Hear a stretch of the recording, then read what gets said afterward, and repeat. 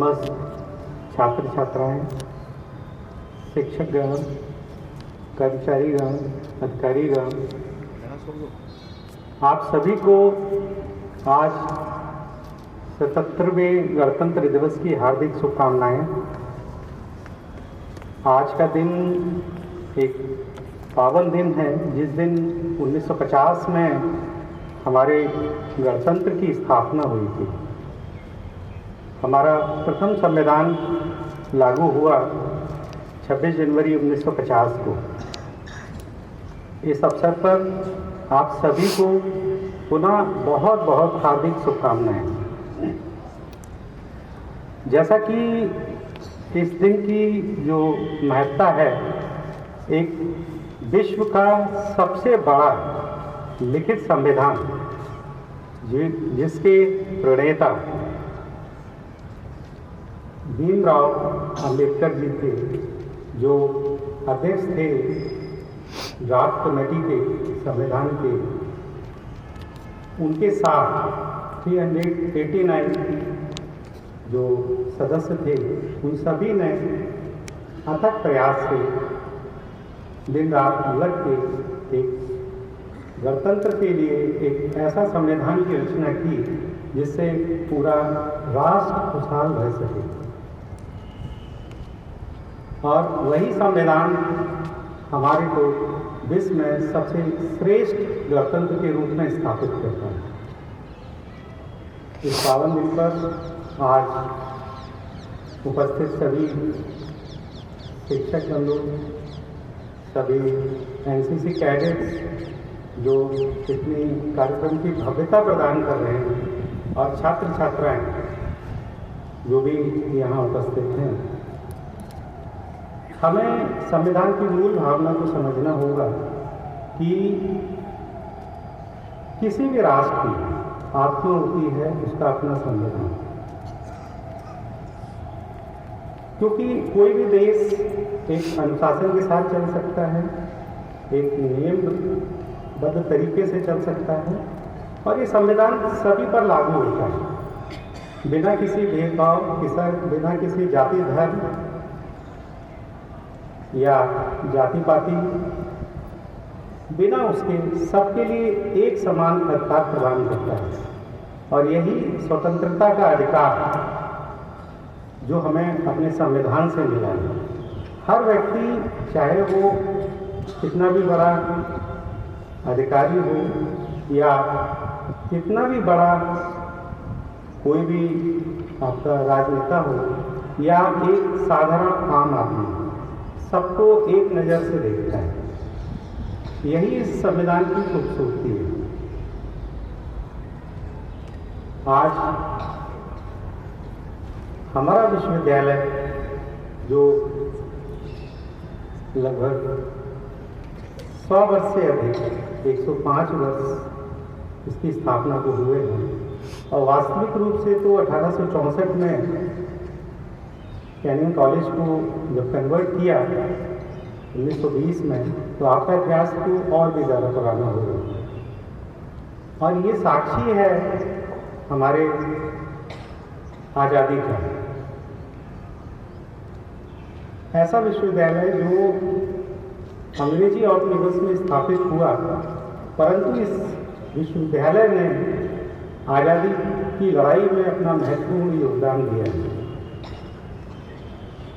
आप सभी जो भी छात्र छात्राएं विश्वविद्यालय में अध्ययनरत हैं, निश्चित रूप से गौरवान्वित महसूस करते होंगे कि एक ऐसा विश्वविद्यालय है जिसका आज़ादी में एक विशेष योगदान रहा है।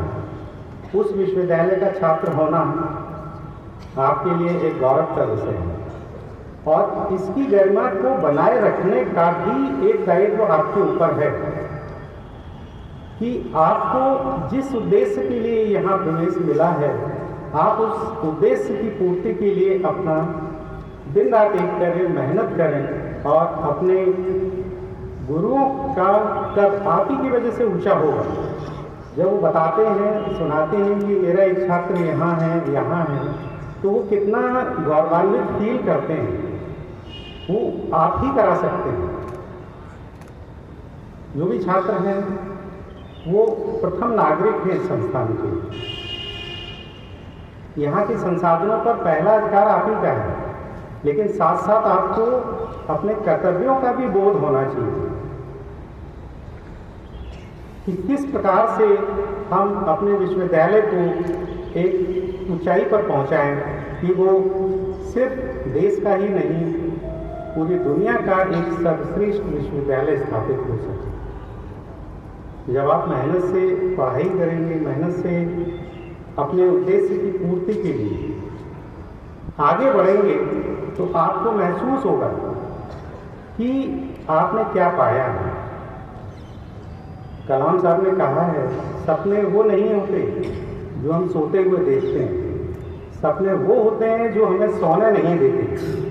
तो आपको अपने लक्ष्य को बड़ा करना है, अपने सपनों को ऊंचाइयों पर रखना है, जिससे उस लक्ष्य को आप प्राप्त कर सकें। जब लक्ष्य बड़ा होगा तो आपके लिए समस्याएं जरूर हो सकती है, बट उसको प्राप्त करने की इच्छा जब आपके अंदर होगी तो आप अपने लक्ष्य को निश्चित रूप से प्राप्त करेंगे।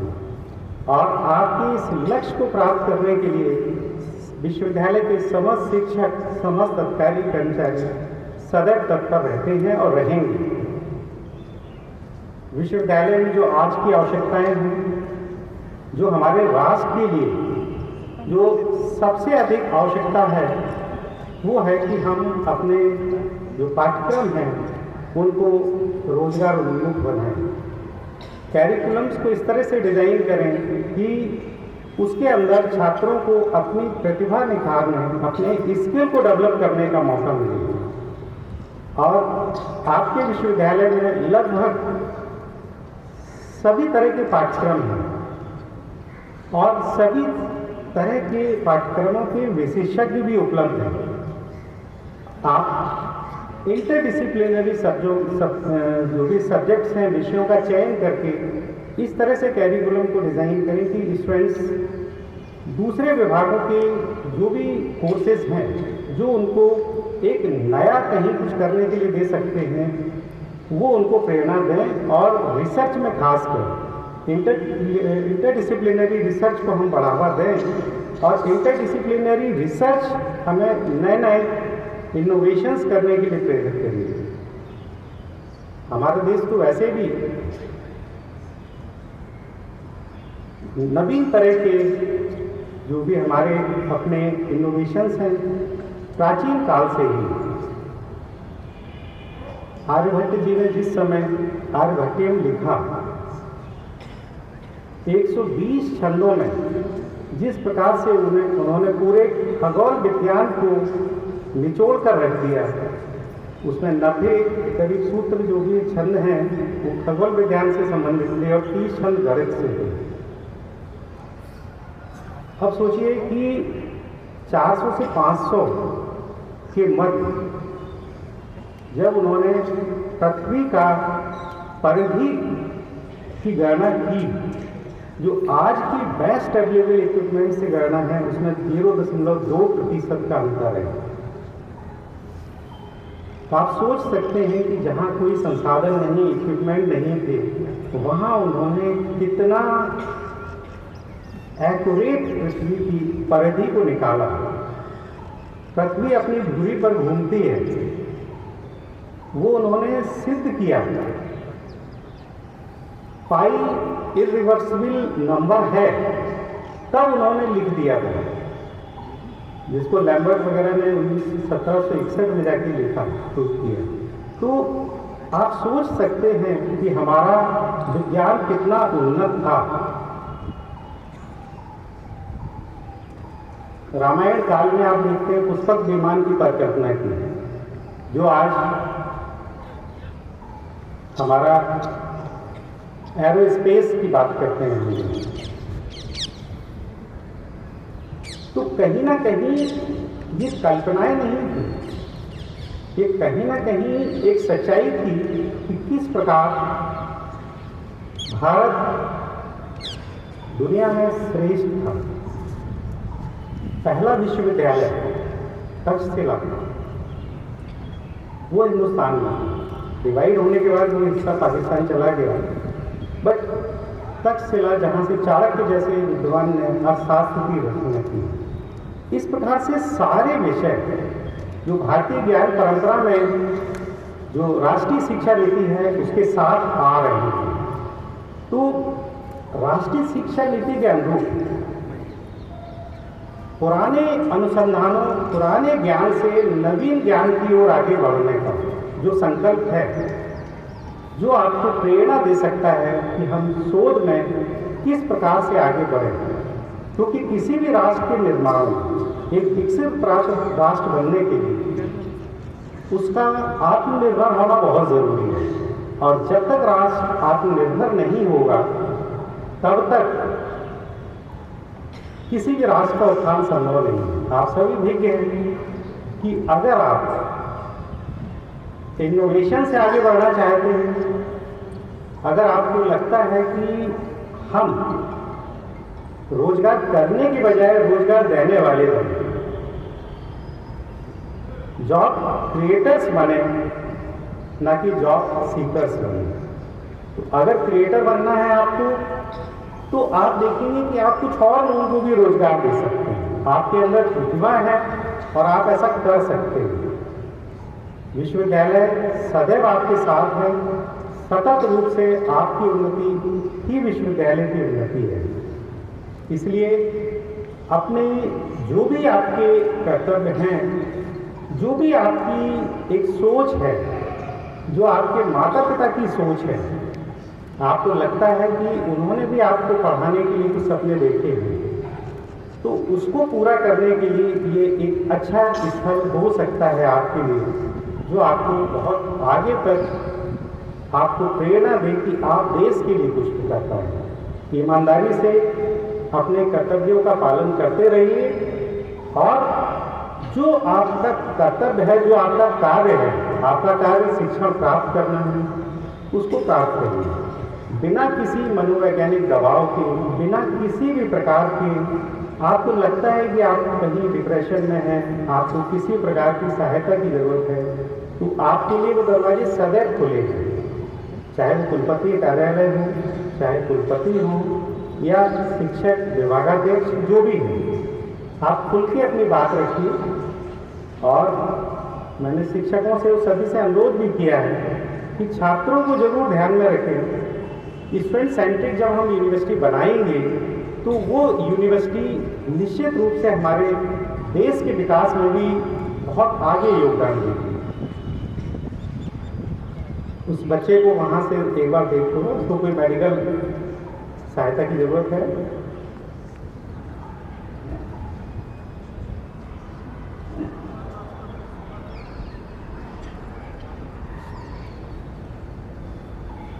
छात्रों से मेरा यही कहना है, जो भी हमारे शिक्षक बंधु हैं उनसे भी मेरा यही अनुरोध होगा कि आप अपने को इस विश्वविद्यालय का अंग बनाएं। अगर आपकी कुछ भी समस्याएं हैं, आप निश्चित रूप से मिलिए। आपकी कोई छोटी छोटी समस्याएं कई बार होती हैं, आपको लगता है कि मेरी कोई सुनता नहीं है या कोई इस तरह की चीज़ है, तो उसकी कोई ज़रूरत नहीं है। मैं स्वयं भी एक शिक्षक हूँ और मैं जानता हूँ कि अगर आप खुले मन से, खुले विचारों से विश्वविद्यालय को स्वीकार करेंगे और ये मान के करेंगे, हमारे बीच मतभेद हो सकते हैं, सबके अपने विचार हैं, हर व्यक्ति स्वतंत्र है, बट कहीं भी मतभेद मत करिए अपने आपसी शिक्षकों के साथ या अपने विद्यार्थियों के साथ।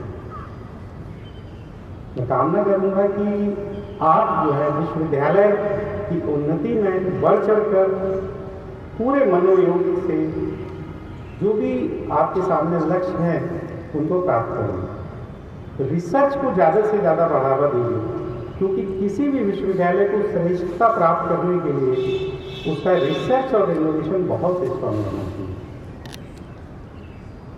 कुलपति के रूप में निश्चित रूप से मैं आपके साथ आया हूँ, बट मैं आपका सहयोगी हूँ और मेरी अपनी स्वयं की इच्छा है कि विश्वविद्यालय एक अपनी श्रेष्ठता को पुनः प्राप्त करे और वो बिना आपके नहीं हो सकती, क्योंकि शिक्षक ही किसी भी राष्ट्र के विकास की धुरी है। अगर शिक्षा का सम्मान है तो विश्वविद्यालय में निश्चित रूप से आप भी अपने पूरे मनोयोग के साथ अपना जो भी लक्ष्य है, जो भी आपके कर्तव्य हैं, आपको निश्चित रूप से पूर्ण करने में आपको पूरा प्रशासन से सहयोग भी होगा।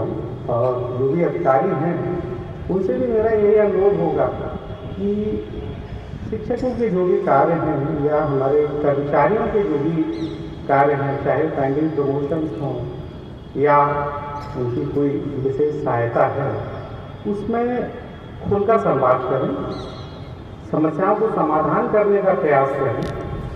और हो सकता है कि किसी चीज़ का तात्कालिक समाधान ना हो तो भी उनको आश्वासन दें कि हम इसको पूरा करेंगे।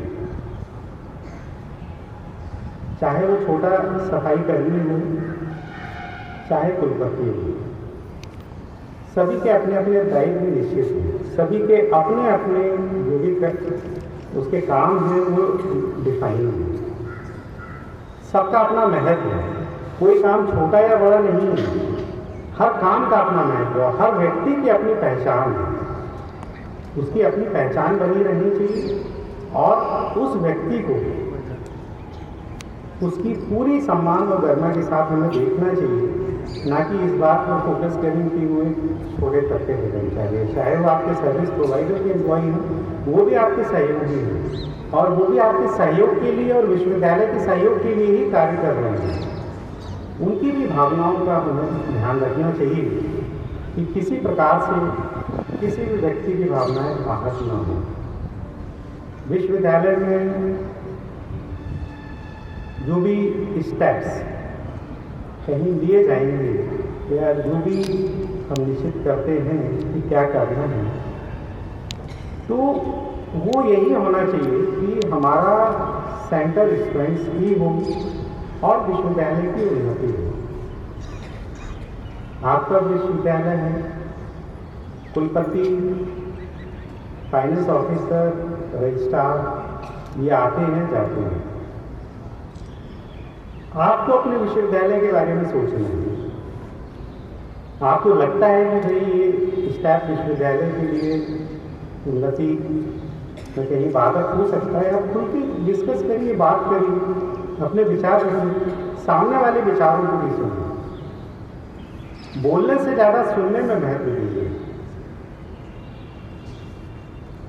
कहा जाता है ना, काम बोलता है, तो आपका काम अपने आप बोलेगा, बोलने की जरूरत नहीं पड़ेगी किसी को भी। अगर आप अच्छा करेंगे तो वो आपका अच्छा काम समाज के लिए दिखाई देगा,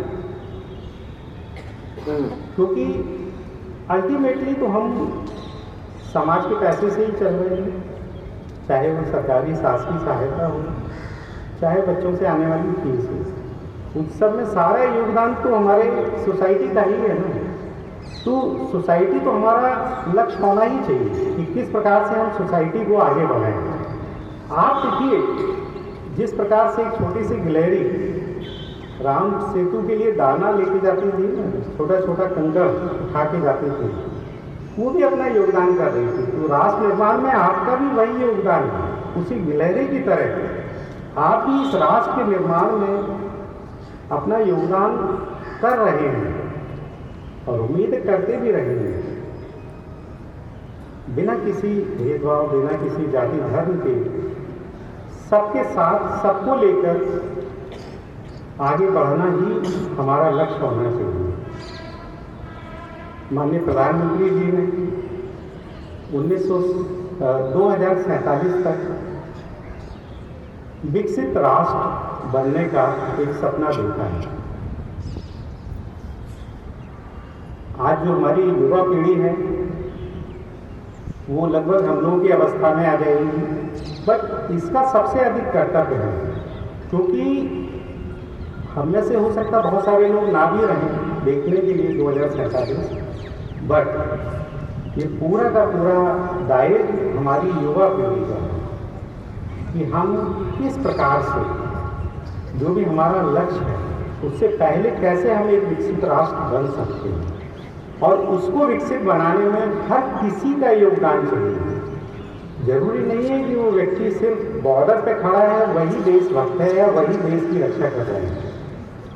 आप भी देशभक्त हैं और आप भी यहाँ रह के अपना योगदान देकर अच्छे अनुसंधान करके अच्छे जो भी आपके इनोवेशंस हैं उसके आधार पर आप देश को विकसित बनाने में आगे बढ़ सकते हैं। क्योंकि अगर हम मजबूत होंगे तो हमारा राष्ट्र भी मजबूत होगा। इसी लक्ष्य के साथ हम सभी को ये सोचते हुए आगे बढ़ना है कि जो एक बहुत कम समय बचा है, हम 2025 में हैं, 22 साल लगभग है, तो कैसे हम उससे पहले एक विकसित राष्ट्र का लक्ष्य प्राप्त कर सकते हैं। उस लक्ष्य को प्राप्त करने में हम कैसे दिन रात मेहनत करके कैसे हम एक उन्नति के पथ पर आगे बढ़ सकते हैं। आप उन्नत होंगे, आप इस राष्ट्र की एक छोटी इकाई हैं, हम सभी उसकी एक छोटी इकाई हैं, और हर इकाई जब मजबूत होगी तो राष्ट्र अपने आप मजबूत होगा। यही सोचते हुए हमें आगे बढ़ना है और अपने लक्ष्य को प्राप्त करने के लिए हर संभव प्रयास करना है। पुनः मैं इन्हीं शब्दों के साथ आप सभी को 77वें गणतंत्र दिवस की हार्दिक शुभकामनाएं देता हूँ। जय हिंद, जय भारत।